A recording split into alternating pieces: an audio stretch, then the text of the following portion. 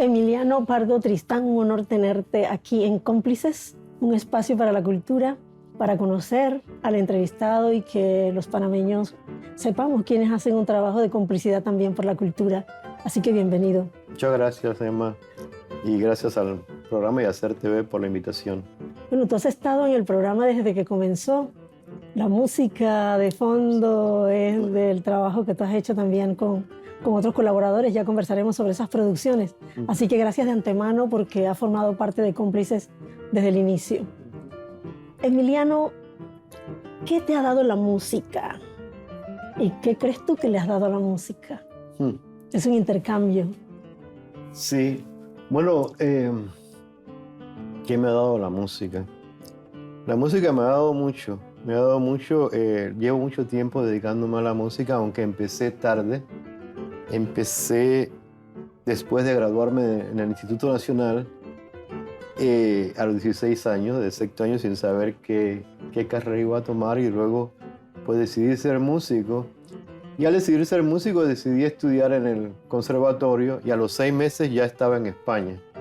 Después de 6 meses de empezar a estudiar música, y no regresé a Panamá hasta después de 7 años. ¿Qué le he dado yo a la música? Pues la música me ha dado más a mí que yo creo que le he dado a la música, lo que yo le he dado a la música. Y no sé si uno le da algo a la música, uno lo que hace es trabajar con ella.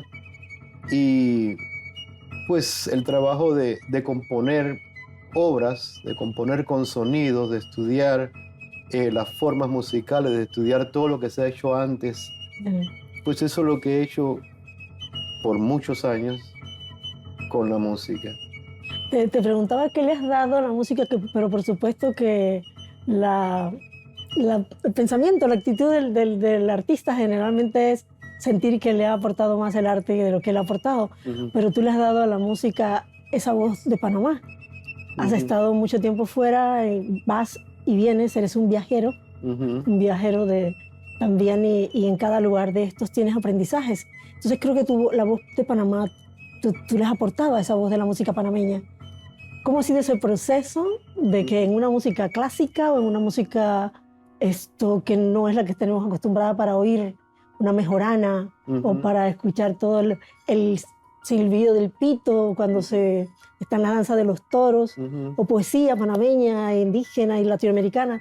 ¿Cómo han sido esos procesos de intercambio para darle a la música clásica unas voces que no son las que generalmente hallamos? Sí, pues yo, como muchos panameños, yo no conocía la música folclórica panameña. O sea, yo no sabía distinguir lo que era una saloma de un grito. Ahora sí, hay muchas personas que confunden el grito con la saloma, que no es lo mismo, es muy diferente. Entonces, al hacer un doctorado en composición en Estados Unidos, decidí investigar el folclore panameño. Y ahí aprendí con folcloristas en el Festival de la Mejorana en Guararé. Y de ahí viene ese trabajo que te referías antes. Pero quisiera aportar también o decir que yo noté que en Panamá no se había hecho un trabajo con el folclore panameño. Un trabajo, no quiero decir de recrear el folclore con una orquesta sinfónica, sino un trabajo como el que hizo Béla Bartók en Hungría o Igor Stravinsky en Rusia. Un trabajo de aprender, entender la música folclórica para usar los elementos de esa música folclórica en composiciones nuevas, que es un trabajo diferente a recrear, por ejemplo, un capricho del interior, o a hacer lo que se hace, por ejemplo, con acordeones, hacerlo con una orquesta sinfónica. Eso es otro tipo de trabajo. Exacto. ¿No? Yo lo que sí quise hacer fue grabé mucho y entrevisté a muchas personas que hacían folclore. Toñito Rudas, por ejemplo, me dio unas grabaciones maravillosas, no solamente de música, sino de danza. Y eso todo lo usé en mi concierto en Mejorana, que se estrenó hace poco aquí en Panamá con la Orquesta Sinfónica. Pero ya digo, no era de copiar, sino de ver, por ejemplo, cómo eran los acentos de esa música, qué era lo interesante. También aprendí sobre la décima, la espinela, ¿no? La estructura de la décima, y usar eso entonces con el trabajo de composición, con los sonidos. Y ese trabajo lo has hecho también con músicos en los distintos países donde has estado, porque has estado no solo estudiando, sino también enseñando Sí. y creando. Entonces, ¿cómo ha sido ese reconocimiento de otros chicos que no tienen esta cultura o de jóvenes que no tienen esta cultura, músicos, Ujú. para entender la música nuestra que tú has estado componiendo? Sí, bueno, te puedo referir, por ejemplo, a una vez estuve dando una conferencia en la Sorbona, en París, y cuando uno de los organizadores de aquel evento, escuchó la Saloma, se quedó muy impresionado y una vez me invitaron a unos laboratorios para analizar las grabaciones, a ver cómo ellos hacían esos falsetes, el cantador de Salomas y los gritos también, el grito.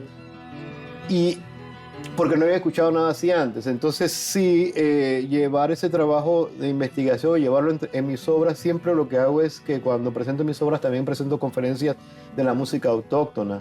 Por ejemplo, Raúl Vital, sí, me grabó también muchas diferentes salomas de diferentes torrentes. Entonces, sí hay un trabajo de divulgar, no solamente del trabajo que hago yo con la parte creativa del folclore, sino también de divulgación, porque pues no se conoce tanto la música panameña,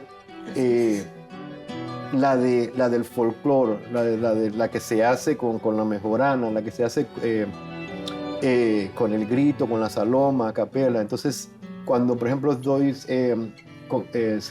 hace poco un diplomado en México, en Puebla, también mostré ese trabajo de investigación y pues muestro el trabajo primero original, como ese trabajo del pito ese del toro, Sí. y después muestro la obra que hago, cómo transformo pues ese material.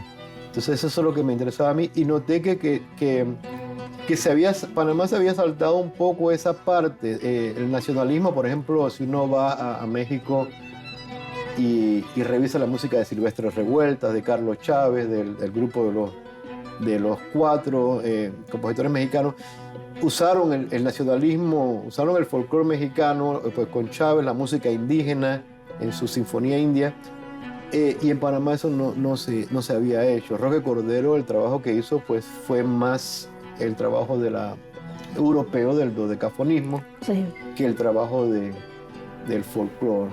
Ni siquiera sé si él pues hizo una investigación folclórica, pero sí es un trabajo diferente, pero él estaba muy consciente de lo que estaba haciendo, por supuesto. Este aporte que has dado y que estás dando a la música panameña tiene unos referentes que nos han mencionado. ¿Cómo comenzó tu relación con esos otros referentes y qué otros referentes más nos puedes mencionar? Si te refieres a Bartók y a Stravinsky, bueno, el estudio, la academia, ¿no? Te da todo te va mostrando, porque también hace poco pues conversaba abajo con Patricia, que si un estudiante ahora mismo aquí en Panamá, una persona que quiera componer, no hay una escuela de composición, la universidad no tiene escuela de composición, o sea que no estamos formando compositores, entonces tampoco hay una escuela de etnomusicología, no estamos formando etnomusicólogos, personas que puedan hacer un trabajo de investigación en el interior. En Estados Unidos, pues sí, que fue donde estudié la maestría, el doctorado y luego un postdoctorado en Nueva York. Toda esa información, esa muestra de compositores, entonces ya uno va creando una estética. Por ejemplo, para mí la música de Stravinsky, de Bartók es importante, por supuesto la música de Roque Cordero también, aunque el lenguaje dodecafónico pues no es lo que yo trabajo, Claro. pero me importa como panameño su música, quizás es el compositor para mí más importante en cuanto a su trabajo. Esas son las influencias, y la influencia de los músicos del folclore.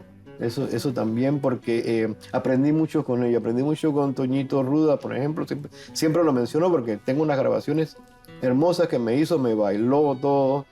Y eso a mí me ayudó mucho, me abrió los ojos porque yo no sabía nada de música de folclore. Entonces, con él aprendí muchísimo. Y dejándolos pues que expresarse, que ellos se expresan de otra forma, diferente al músico de conservatorio o de universidad, dejarlos que ellos con su vocabulario, con su lenguaje, me enseñaron pues lo que hacen y sobre todo con la muestra de tocando sus instrumentos y cantando. ¿Qué otras artes alimentan también el arte musical, porque a veces piensan que la persona está todo el tiempo 24/7 Sí, con la parte instrumental. Hay otras artes que alimentan también tu por cultura. supuesto. Cuéntame. Sí. Para mí la literatura, eso no tiene... A veces pienso que estudié música para... Yo escribo, pero eso lo tengo a un lado. Todavía no quiero hablar de eso, de escribir. Incluso tengo una novela que la tengo allí ¡Oh, qué y, bueno! y he empezado una segunda, pero eso no quiero hablar tanto porque respeto mucho ¿sabes? El trabajo creativo, el trabajo del creativo con la literatura, pero sí, la literatura, por ejemplo, para mí es importante. Yo no puedo salir de casa sin un libro. Que cuando llegaste estaba leyendo Humberto Eco y, y analizo la literatura, las novelas, por ejemplo, las analizo la estructura de la misma forma que analizo una partitura musical. Entonces, y te puedo decir incluso que yo creo que me atrae más la literatura. Lo que pasa es que cuando yo terminé mi escuela secundaria, yo no sabía qué iba a hacer de mi vida, ¿no? Y lo primero que cayó, yo sabía que era por la parte artística. Lo primero que cayó fue la música. Pero si hubiese sido la literatura, pues me hubiese estudiado eso en la universidad. Literatura, pues, qué sé yo, hispanoamericana. Pero sí, leo todos los días. Mi esposa es pintora y es músico también, ella hace música electrónica, entonces la pintura también es un arte que estoy muy cerca de la pintura. Ya te dije antes que viví pues en España hace 7 años. Para mí el Museo del Prado pues lo frecuentaba mucho, y las galerías de arte en Estados Unidos. Mis primeros trabajos en Estados Unidos fueron ilegales porque yo empecé con una guitarra. Yo no sabía que me iba a quedar en Estados Unidos. Yo iba para Austria y tomé un desvío de más de 25 años porque conocí a Sandy y me quedé en Estados Unidos. Pero yo no iba para Estados Unidos. Entonces, mis primeros trabajos fueron trabajando en galerías de arte. Que en Filadelfia hay lo que llaman los primeros viernes de cada mes. Hay 2 calles donde ponen cuadros nuevos de pintores nuevos, modernos, y ahí yo tocaba. Y así me pagué la maestría tocando en galerías y en restaurantes. Y luego ya me casé y ya pues pude trabajar legalmente. Y hice el doctorado y eso. Pero sí, esas son las 2 artes, yo creo. Primero la literatura y luego la pintura. Tú también has trabajado la música española. Bueno, hay una colaboración con la licenciada Toro también. Esa parte de la música española y de toda la colaboración inicial, cuéntame qué te ha aportado o qué les ha aportado tú también. Sí, bueno, hay un trabajo, ese primer disco que se hizo hecho en Salamanca, que grabé con Teresa Toro. Teresa Toro. Sí, hay unas obras españolas, una danza de Manuel de Falla, de La vida breve. Pero, bueno, sí conozco la música española por todo el tiempo que viví en España, pero el trabajo no ha sido no ha sido un trabajo que yo le he dedicado mucho tiempo, siempre por las influencias, claro. Yo creo que más la influencia de la música popular española, claro, del tiempo que yo viví en España, porque yo fui a Madrid con 18 años. Y el tiempo de la movida madrileña, por ejemplo, eso me influyó bastante, ¿no? Cuando Almodóvar no era Almodóvar todavía, no era tan famoso, que él tenía un grupo de música.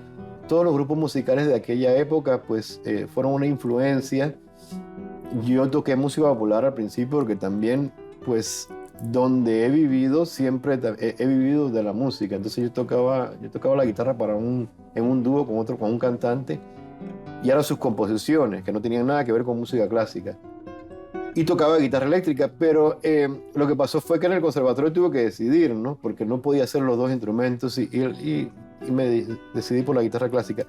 La música española yo creo que ha sido más la parte popular, pero como una influencia que está allí, que no es que la conozca mucho realmente. Sí, claro, al ser guitarrista se toca música de Tárrega, de Manuel de Falla, como dije, de músicos españoles, de compositores españoles, pero no he hecho un trabajo de de investigación, como lo hice con la música panameña. Claro. Sí. ¿Tu compromiso con los jóvenes y con la música en Panamá te ha llevado a hacer casi que anualmente un encuentro de guitarra que significa mucho trabajo de organización y un gran compromiso también con los invitados? Cuéntanos un poco ese proceso y lo que sientes que te ha dado a ti y que crees tú que está aportando a la música panameña. Sí, quizás es el evento artístico más antiguo, eso te lo digo, en Panamá, porque empezó en 1989, se detuvo porque yo me fui a Estados Unidos a seguir estudiando. Aporta muchísimo porque en Panamá han tocado personas que han tocado en las mejores salas del mundo, en el Carnegie Hall, en la sala Tchaikovsky de Moscú, en Holanda, en salas importantes, en el Teatro Real de Madrid, en el Palacio de Bellas Artes de México. Y los guitarristas que han venido han sido guitarristas jóvenes. Yo lo que traté para influenciar un poco al estudiante panameño, de traer guitarristas jóvenes, que ellos vieran pues cómo era el trabajo profesional de un chico que tuvo la oportunidad de nacer en un lugar como en Alemania o en Inglaterra o en Francia, que son otras, el entorno es diferente, ¿no? Y traerle esos guitarristas a los estudiantes panameños que no tenían oportunidad, que no habían salido nunca y no tenían la oportunidad de estudiar afuera. Creo que se ha logrado mucho y se sigue haciendo, no solamente con la parte de los estudiantes, sino haciendo una labor pedagógica con la audiencia, además. Porque todas estas personas que traigo, o que traemos, porque es una asociación, no soy yo solo, una asociación de 3 ahora, somos 3 personas que organizamos el festival,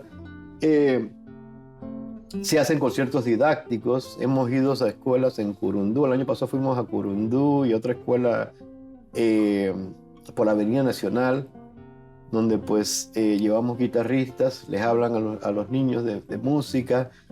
Se hace esa labor, trabajamos con casi nada, pues porque no las donaciones que nos dan, pero yo creo que sí ha sido importante. Ha sido importante desde el punto de vista educativo, pedagógico para los estudiantes panameños, y desde el punto de vista de educación hacia una audiencia, porque a veces pues no hay esa trayectoria de conciertos clásicos o de... Lo que me gusta, por ejemplo, de los recitales didácticos es que son recitales informales, donde la audiencia puede preguntarle al músico pues que cualquier pregunta que se le ocurra, no solamente de música, puede ser hasta a veces personales de ellos, de cuánto... Una pregunta típica: ¿cuánto tiempo llevan tocando? Para tocar así, ¿qué se necesita? Y ese tipo de preguntas lo hacemos en la Biblioteca Nacional. Ahí hemos hecho varios recitales didácticos. Y bueno, lastimosamente todavía no tenemos guitarristas de alto nivel en Panamá. Tenemos un concurso donde este año se hace el tercero, en 2020. El primer año creo que se presentaron 3 panameños y el segundo año no se presentó ninguno. Entonces vinieron 21 guitarristas y todos eran de afuera.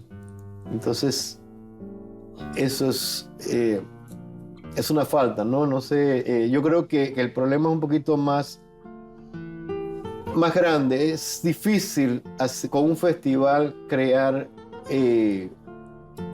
estudiantes de alto nivel cuando en todo el año pues no está pasando algo en Panamá. Entonces se necesita un apoyo más grande del país, ¿no? Y además de continuidad, porque si ustedes cada año hacen un encuentro o un concurso, algo debe pasar entre el final de ese concurso y el que comience el otro. Claro que sí. Y entonces, y eso es lo que está fallando. Yo creo que, no sé si hablaba contigo antes o... me parece que necesitamos, y yo estoy disponible, voy a hacer un poquito de propaganda. Si me quieren invitar a ayudar un poco, porque realmente yo estoy trabajando, soy panameño, entonces estoy trabajando en Filadelfia, donde ahí no me necesitan, ahí estoy haciendo un trabajo pues para ganarme la vida, ¿no? Pero también me la podía ganar acá y podía Claro. aportar, entonces podía aportar. Por ejemplo, yo creo que los planes de estudios, se necesitan nuevos planes de estudios en Panamá y eso creo que es lo más importante que esa ciudad de las artes que están planeando, yo creo que es los planes de estudios que se enseñan en el conservatorio. Y también saber que el recurso, los instrumentos musicales, no son fáciles de obtener para un joven de pocos recursos o para la mayoría de los jóvenes en el país, que habría que buscar la manera en que también a la hora de dar esos talleres estén los instrumentos. ¿Cómo han sido esos talleres? ¿Han sido de escuchar o ha habido algún aporte también de que tengan instrumentos para practicar? Ha habido de todo. Ha habido de todo. Hemos donado guitarras. Yo llevé una guitarra una vez, 4 guitarras que todavía deben estar en Santa Fe, en la Fundación Héctor Gallego. Allá se quedaron. Yo fui a dar un taller, pero lo mismo, no fui y después ya dejé las guitarras y no sé qué pasó con ellas. Pero, por ejemplo, el concurso tiene una guitarra de concierto como premio, una guitarra de $6,000. Entonces, es un aliciente para que el estudiante también pues, trabaje. En todo un año pueden prepararse. Pero hasta ahora los dos primeros premios han sido de Costa Rica, ¿no? Se llevan las guitarras ellos y se llevan los premios los de Costa Rica porque hay una escuela bastante importante en Costa Rica de guitarra. Sí, los instrumentos, la guitarra no es tan cara, no es como decir un cello o un violín, esos instrumentos son carísimos y sí es importante, por supuesto, tener un buen instrumento. Sí, pues lograr que se hagan donaciones, no sé, eso es una parte que quizás no sé cómo contestarte la pregunta de los instrumentos, porque sí se necesita un buen instrumento. Había un profesor de guitarra que le preguntaban qué instrumento para mi hijo, le preguntaban los padres y dice, bueno, el mejor que le puedas comprar, ese es el mejor instrumento para tu hijo, ¿no? Y sí es cierto, un buen instrumento pues ayuda mucho. Bueno, esperemos que esta sea una visita a Cómplices y que en la próxima que conversemos podamos hablar de lo que tal vez a través del Ministerio de Cultura y a través del Ministerio de Educación pueda coordinarse para que ese esfuerzo que se está haciendo dé frutos, y que podamos ver a los jóvenes realmente entusiasmados como te entusiasmaste tú. Sí, ojalá sea así. Y sí, tenemos muchos estudiantes panameños, pero lo que queremos es no solamente tener muchos, sino tener con mejor nivel. Y lo que dices tú de la composición, ¿no? Que haya también ese tipo de... Por supuesto, yo estoy dispuesto cuando quieran, vengo a dar clases de composición y de análisis, de orquestación, lo que quieran. Ya lo hice, estuve dando clases en Udela, en la maestría de Udelas. Estuve dando unas clases y bueno, y parece que la Universidad de Panamá se están interesando. Así que a ver si pronto estoy por acá y ya me quedo a vivir en Panamá, ¿no? Claro. Quiero estar. Claro que sí. Tu sueño mejor cumplido en materia de producción. Me has dicho que la música panameña, pero ¿hay algún punto especial en esa parte que tú puedes decir que sonríe solo con pensar en que lo has logrado? Sí, bueno, el estreno de mi concierto Mejorana, que fue parte de mi disertación doctoral en mayo pasado con la Orquesta Sinfónica, que se va a grabar en México con la Orquesta Carlos Chávez este mayo de 2020. Se va a hacer una grabación con esa orquesta. Es un trabajo que dura 30 minutos y ahí está pues todo el trabajo que hice con investigación sobre la Mejorana. Eso quizás es algo importante en mi carrera. Y bueno, luego se va a grabar en febrero un disco con toda mi música para guitarra.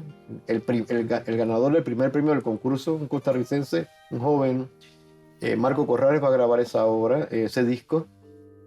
Y luego, pues, bueno, seguir trabajando con lo del festival, que para mí es importante esa labor. Muchísimas gracias, Emiliano. Nos encanta compartir contigo y además de que tu música se va a escuchar en este programa y que la vamos a seguir disfrutando y que hay mucho que hacer para Panamá. Así que gracias por estar acá. Muchas gracias por que te mejores pronto de tu mano. Sí. Un placer tenerte acá, de verdad. Muy orgullosos de tenerte en Cómplices. Gracias, hombre.